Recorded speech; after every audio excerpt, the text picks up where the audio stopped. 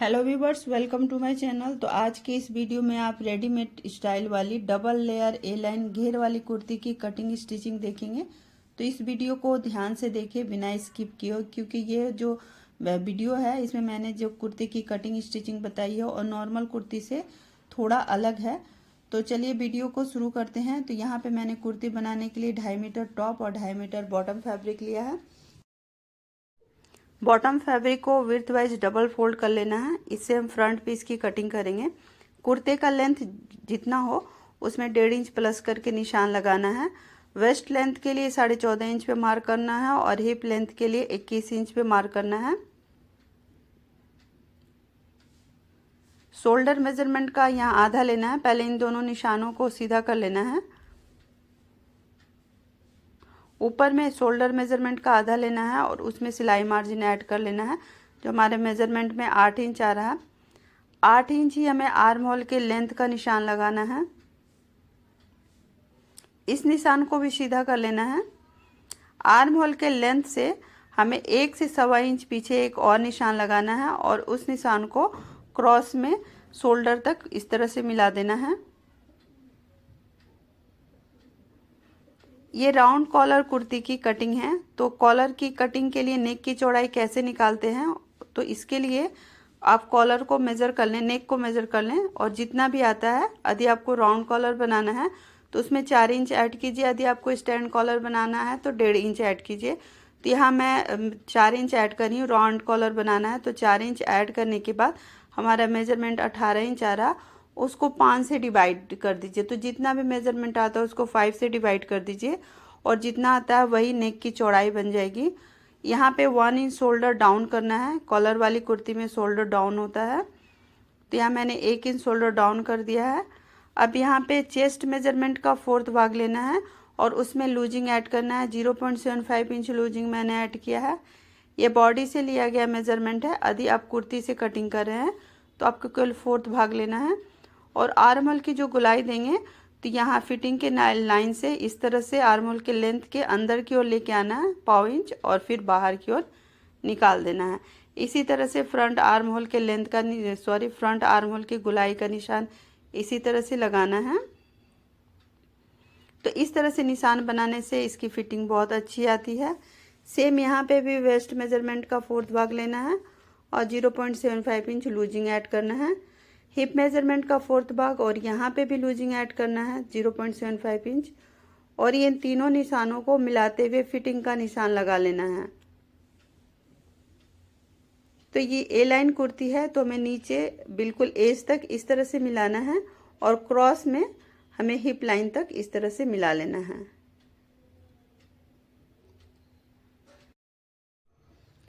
Side में गोलाई लगाने के लिए यहाँ हिप से नीचे लेंथ तक मेज़र करना है। जितना भी आता है ये एज पे किनारे पे हमें 1 इंच कम पे मार्क करना है और इनसे गुलाई दे देनी है। इसी तरह से आप ए लाइन के कुर्ते में मार्क कीजिए तो साइड से आपका कुर्ता लटकेगा नहीं। साइड से 1.5 से 2 इंच सिलाई मार्जिन दे देनी है। सिलाई मार्जिन देने के बाद कपड़े को कट कर लेना है और कटिंग करते समय जो बैक आर्म होल का हमने शेप दिया है वहाँ से कट करना है।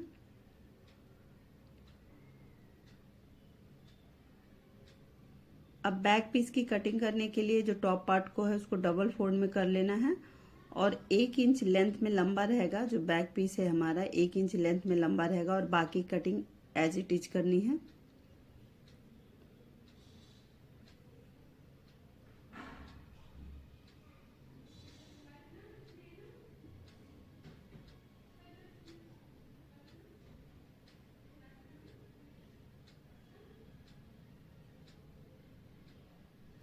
फ्रंट में हमारा डबल लेयर रहेगा तो बैक पीस को साइड कर लेना है और फ्रंट में कटिंग करने के लिए कपड़े को अच्छे से सेट करना है। जो खुले वाली साइड होगी वो नेक साइड होगी। तो इस तरह से कपड़े को डबल फोल्ड में बिछा लेना है और यहाँ पे 0.75 इंच छोड़ते हुए फ्रंट पीस को रखना है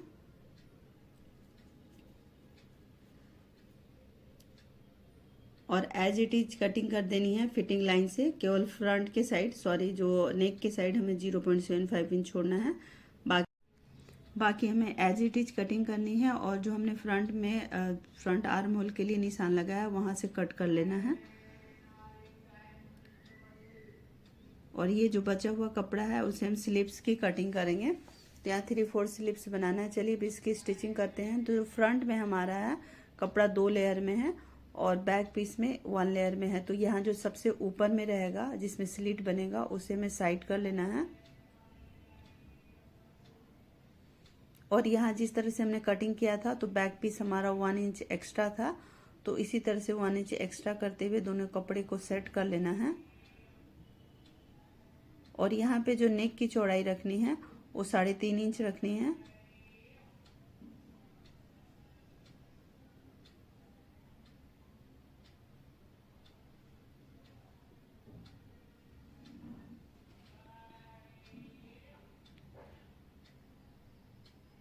और नेक की गहराई जो रखनी है वो भी 3.5 इंच रखनी है। यदि आपको आगे से नेक खुला चाहिए तो आप चौड़ाई कम करके उसकी लंबाई को बढ़ा सकते हैं। तो यहाँ पे हमने लंबाई चौड़ाई दोनों इक्वल लिया है और राउंड शेप में निशान लगा लिया है कॉलर नेक के लिए।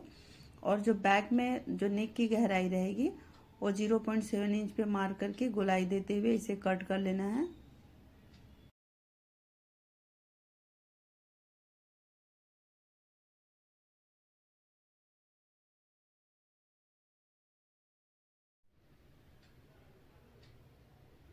फ्रंट में हमें नीचे से वी शेप में 4 इंच वी शेप में लगाना है और उसमें पोटली बटन अटैच करना है। कैमरा बंद हो जाने के कारण वीडियो नहीं दिखा पा रही हूँ। तो इस तरह से वी शेप में देना है और उसमें हमें पोटली बटन अटैच करना है।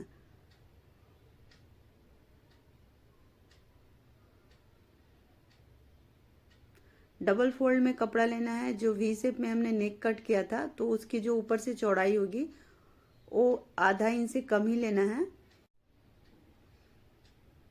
और इस तरह से कटिंग करने के बाद फ्रंट नेक पे इस तरह से रखना है नेक पट्टी को और नेक को बना लेना है।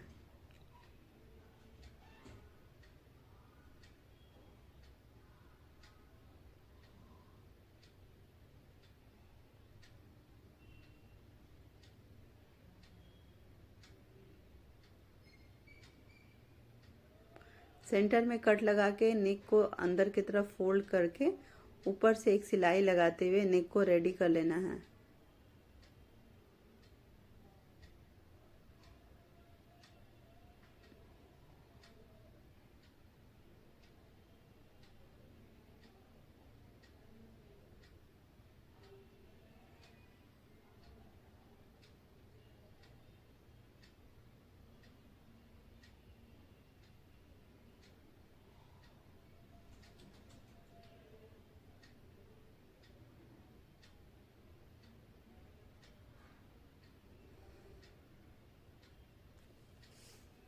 अब जो सबसे ऊपर रखेंगे फ्रंट पीस को जिसमें स्लीट बनेगा उसको रखना है इस तरह से। तो यहाँ जो 0.75 इंच दिया था उसे छोड़ना है, छोड़ के हमें नेक की चौड़ाई का निशान लगाना है। और नेक की जो गहराई होगी जहाँ तक हमारा ये लेयर वी शेप में खुला है वहीं तक रखना है, यानी 7.5 इंच नेक की गहराई रखनी है। और इसकी जो चौड़ाई रखनी है वो 4.5 इंच रखनी है। और यहाँ पे हमें 16 इंच पे मार्क करना है। वेस्ट लेंथ से नीचे मार्क करना है। 15 इंच पे भी मार्क कर सकते हैं। तो यहाँ 16 इंच पे मार्क कर लीजिए। वहाँ तक हमें इसे स्टिच करना है और बीच में पोटली बटन लगाना है और नीचे हमारा ओपन रहेगा। तो यहाँ हमने 16 इंच पे मार्क किया है। इसे आप 1-2 इंच कम या ज़्यादा भी कर सकते हैं।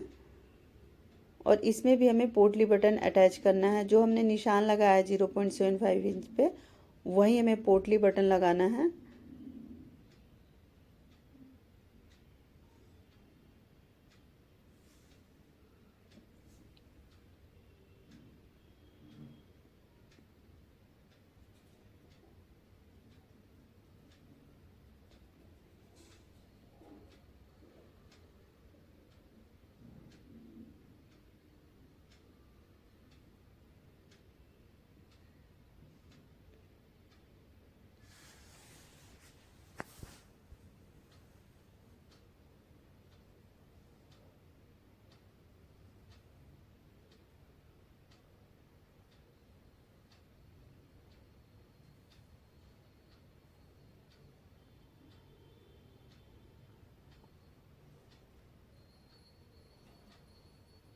तो यहाँ नीचे तक हमें पोटली बटन अटैच करने के बाद दूसरे साइड का जो भाग है उसके ऊपर रख के और 16 इंच तक हमें बंद कर देना है। बिल्कुल ये बंद हो जाएगा और नीचे हमारा स्लिट खुला रहेगा।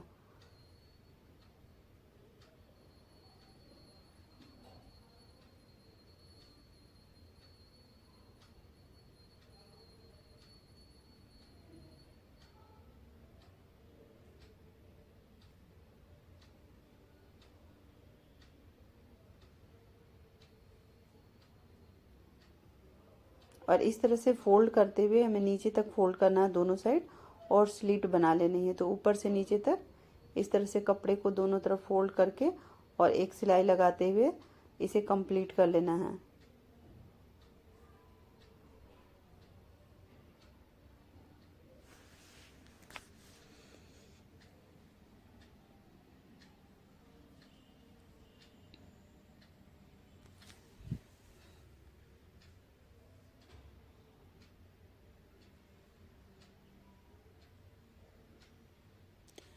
अब सिलाई लग जाने के बाद हम नेक बनाएंगे। तो यहाँ पे देखिए हमें पोटली बटन लग चुका है और अब इसकी नेक की जो चौड़ाई है वो 4.5 इंच है और इसकी जो गहराई है हमने 7.5 इंच रखा है।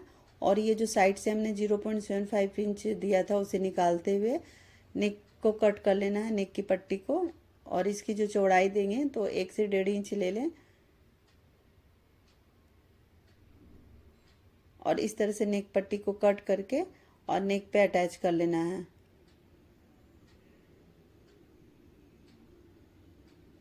तो यहाँ इस तरह से नेक के ऊपर रखना है और यहाँ पे सिलाई लगाते हुए नेक के साथ अटैच कर लेना है। नोचेस लगा के इसे पलट के कंप्लीट कर लेना है। तो ये दोनों में हमें अलग अलग नेक बनाना है और उस एक दूसरे के ऊपर इस तरह से हमें सेट करना है। ये फ्रंट पीस है तो दोनों को इस तरह से सेट करना है। तो यहाँ पे देखिए जो दोनों की नेक की गहराई होगी वो सेम होगी, लेकिन चौड़ाई जो होगी फ्रंट की वो ज़्यादा होगी। बस चेंज यही है कि हमने ऊपर में राउंड नेक दिया है और नीचे में हमने कॉलर और नीचे से वी शेप दिया है। और उसके बाद जैसे हमें लाइनिंग अटैच करते हैं उस तरह से अटैच कर लेना है। शोल्डर और आर्म होल और साइड की फिटिंग को अटैच कर लेना है, लेकिन साइड की फिटिंग को हमें नीचे की तरफ 1 से 2 इंच छोड़ना है और बाकी पूरे में दोनों को फिक्स कर लेना है। दोनों को मिलाते हुए जैसे लाइनिंग अटैच करते हैं उस तरह से अटैच कर लेना है।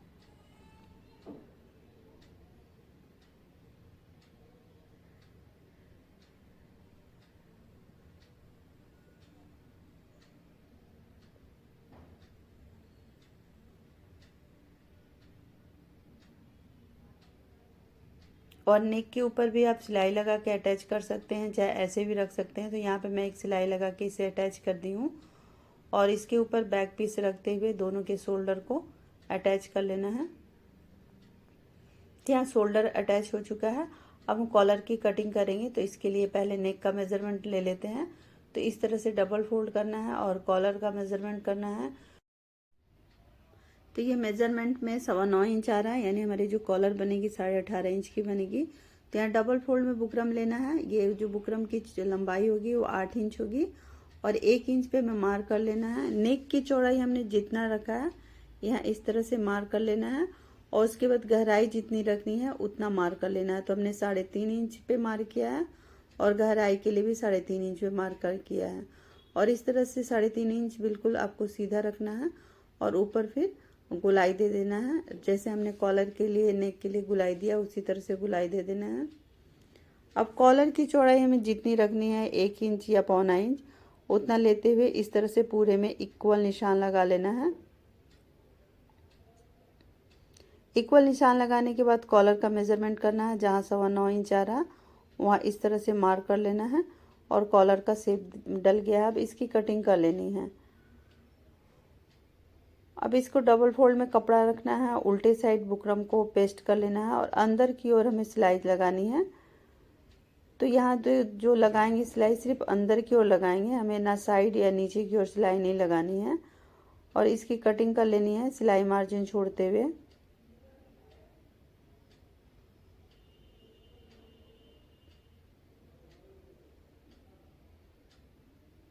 तो यहाँ अब नॉचेस लगा लेने हैं। तो नॉचेस लगा के कंप्लीट कर लेना है। इस तरह से कॉलर को पलटना है। अब हम इसे कुर्ते पे अटैच करेंगे। तो कुर्ते को लेना है और उल्टे साइड हमें इस तरह से एक छोर से लगाते हुए कॉलर को दूसरे छोर तक कंप्लीट कर लेना है। यहाँ फ्रंट नेक को फोल्ड कर लिया हमने, बाद में तुरपाई करेंगे। और इस तरह से जितना हमने मार्जिन लिया था उतना ही मार्जिन लेते हुए पूरे राउंड में कॉलर को अटैच कर लेना है।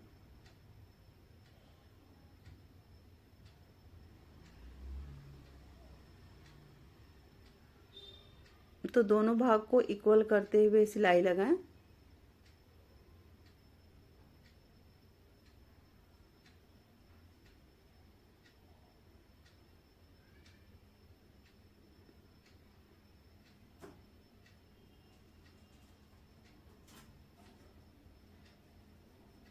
अब अटैच हो जाने के बाद देखिए इस तरह से हमें फोल्ड करना है बुकरम को, और जहां हमने कॉलर का जो शेप दिया था उसी शेप में हमें ऊपर से नीचे तक इस तरह से सिलाई लगानी है। हमने साइड वाले भाग में सिलाई ओपन रखा था, तो इस तरह से सिलाई यदि लगाते हैं तो बहुत फिनिशिंग के साथ आप कॉलर अटैच कर सकेंगे। और इस तरह से फोल्ड करते हुए जो सिलाई लगाई है हमने उसी के ऊपर ढकते हुए और सिलाई लगा लेनी है। इस तरह से फोल्ड करना है और सिलाई को ढकते हुए पूरे में इस राउंड में सिलाई लगा के कॉलर को कंप्लीट कर लेना है।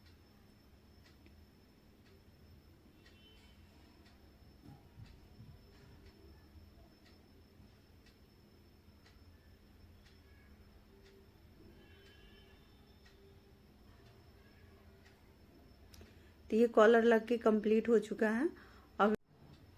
अब नीचे जो हमारा जो फ्रंट पीस है उसके नीचे फोल्डिंग करेंगे। तो दोनों लेयर में हमें अलग अलग फोल्ड करना है। तो दोनों में अलग अलग फोल्ड करके तब फिर हमें स्टिच कर लेना है। कुछ इस तरह से अलग अलग फोल्ड हो चुका है और दोनों को हमने स्टिच करके फिर साइड में दोनों को एक साथ सिल लेना है।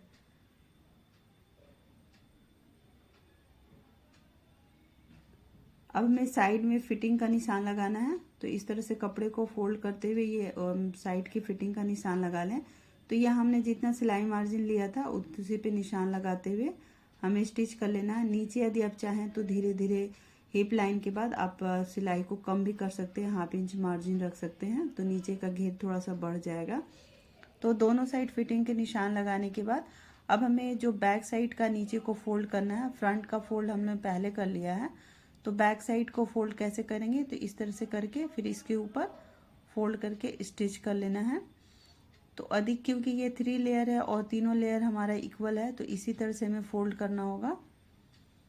नॉर्मल कुर्ती में हम फ्रंट एंड बैक दोनों की फोल्डिंग एक साथ करते हैं, लेकिन यहाँ पे जो फोल्ड करना होगा अलग अलग करना होगा और इस तरह से करना होगा। इससे आपकी जो सिलाई है साइड की सिलाई वो भी अंदर चली जाएगी, तो फिनिशिंग भी अच्छा लगेगा और आसान भी हो जाएगा आपको स्टिच करना। तो ये नीचे की सिलाई लग के कंप्लीट हो चुका है और साइड की फिटिंग भी लग चुकी है, साइड बंद हो चुका है। अब हम स्लीव्स अटैच करके कुर्ते को रेडी कर लेंगे। तो यहाँ स्लीव्स अटैच हो चुका है और कुर्ता हमारा रेडी हो चुका है।